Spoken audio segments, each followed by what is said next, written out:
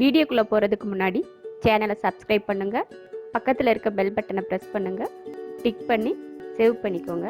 வாங்க வீடியோக்குள்ளே போகலாம்.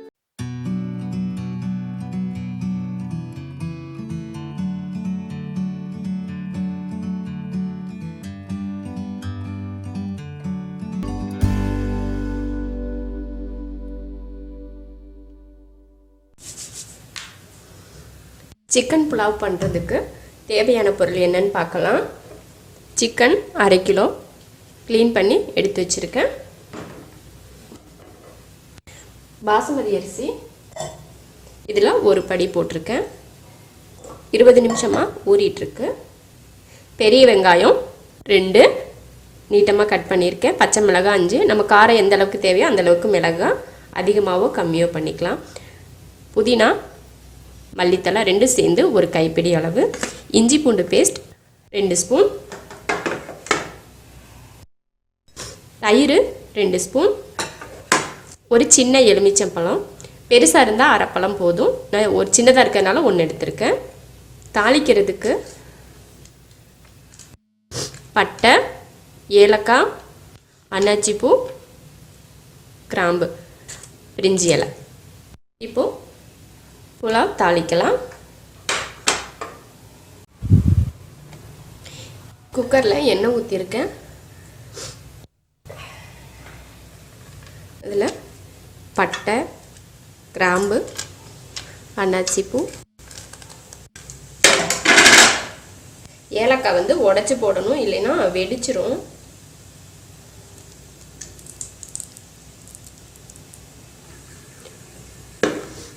பட்டை கிராம்பு பொரிஞ்சதும் வெங்காயம்,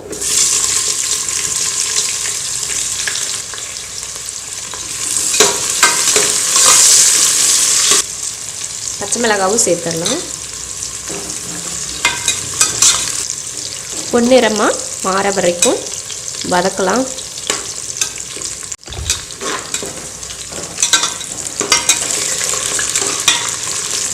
வெங்காயத்தை நல்லா வறுத்தாச்சு. இது கருக போயிடுச்சுன்னு நினைக்காதீங்க. இந்த அளவுக்கு தான் புலாவுக்காக இருந்தாலும் சரி, பிரியாணிக்காக இருந்தாலும் சரி, வெங்காயத்தை வதக்கணும். மல்லித்தலை, புதினா,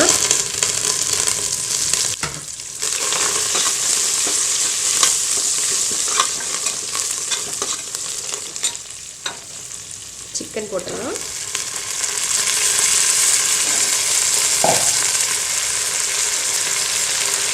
உப்பு,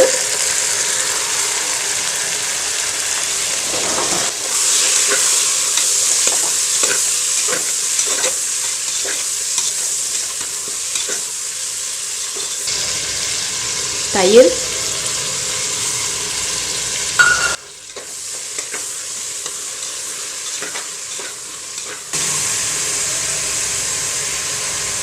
இஞ்சி பூண்டு பேஸ்ட் 2 ஸ்பூன்.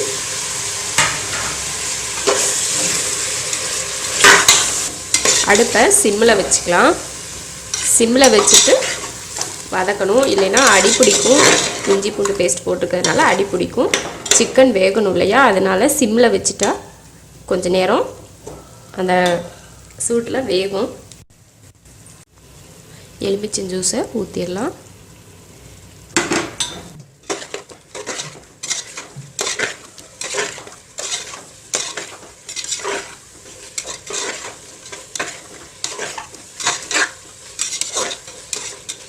சிக்கனில் தண்ணி விட்டு வேகும், அதனால் கொஞ்சம் நேரம் வெயிட் பண்ணி அப்பப்போ கிளறி விட்டோம்னா நல்லா சிக்கன் வெந்துடும். அதுக்கப்புறம் அரிசி போட்டுக்கலாம்.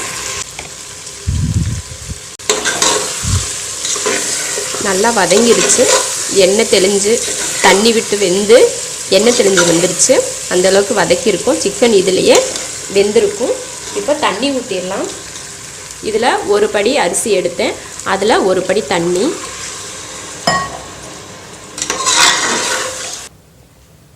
அப்புறம் ஒரு 1/2 படி தண்ணி. நம்ம அரிசியை பொறுத்து தண்ணி ஊற்றணும். பழைய அரிசியாக இருந்தால் கொஞ்சம் தண்ணி அதிகமாகவே ஊற்றிக்கலாம். புது அரிசியாக இருந்தால் தண்ணி கம்மியாக தான் ஊற்றணும். நான் பழைய அரிசின்றதுனால 1 கப் அரிசிக்கு 1.5 கப் தண்ணி ஊற்றியிருக்கேன். நீங்கள் புது அரிசியாக இருந்தால் 1க்கு 1 ஊற்றினாலே போதும். அப்போ தான் அரிசி குலையாமல் அப்படியே உதிரி உதிரியாக இருக்கும். அதனால தான் கம்மியாக ஊற்றுறது. கொஞ்சம் உப்பு பத்தலை, அதனால் கொஞ்சம் உப்பு சேர்த்துக்கிறேன். கொதிக்கட்டும், அதுக்கப்புறம் அரிசி போட்டுக்கலாம். அது வரைக்கும் மூடி வச்சிடலாம்.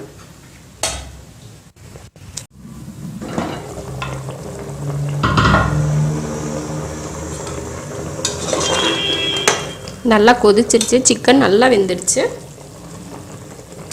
இப்போ அரிசி சேர்த்துடலாம்.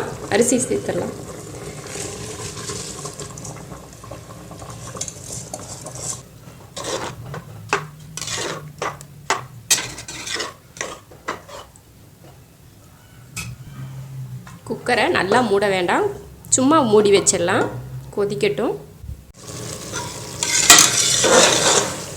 கொதிச்சு தண்ணியெல்லாம் வத்திருச்சு. இப்போ மூடி வச்சிடலாம்.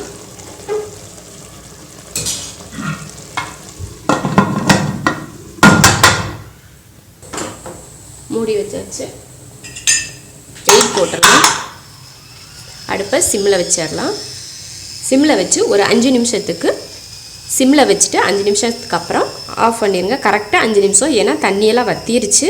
அதுக்கு மேலே இருந்தால் அடி பிடிச்சிரும். 5 நிமிஷம் மட்டும் சிம்மில் வச்சுட்டு ஆஃப் பண்ணிக்கலாம். இப்போ சிம்மில் வச்சுருக்கேன். 5 நிமிஷம் கழித்து ஆஃப் பண்ணிவிட்டு பார்க்கலாம்.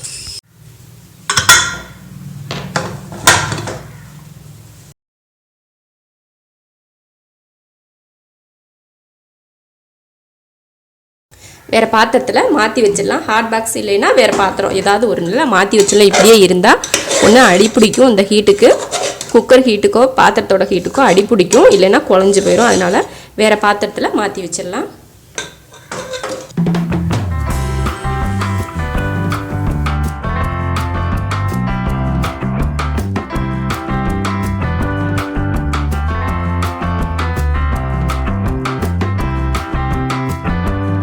சிக்கன் புலாவ் ரெடி ஆயிடுச்சு. இது கூட சாப்பிட்றதுக்கு தயிர் பச்சடி, முட்டை, குருமா இதெல்லாம் செஞ்சு இது கூட ஊற்றிக்கிட்டால் ரொம்ப நல்லாயிருக்கும். ரொம்ப ஈஸியாக 1/2 மணி நேரத்தில் இந்த புலாவ் செஞ்சு முடிச்சிடலாம். சின்ன பசங்க கூட ஈஸியாக செஞ்சிடலாம், அந்தளவுக்கு ரொம்ப ஈஸியாக இருக்கும். நீங்களும் இது போல் சிக்கன் புலாவ் செஞ்சு பாருங்கள். பிடிச்சிருந்தா லைக் பண்ணுங்கள். மற்றவங்களும் பார்க்கணுன்னு நினச்சா ஷேர் பண்ணுங்கள். மறக்காமல் சப்ஸ்கிரைப் பண்ணுங்கள். நன்றி.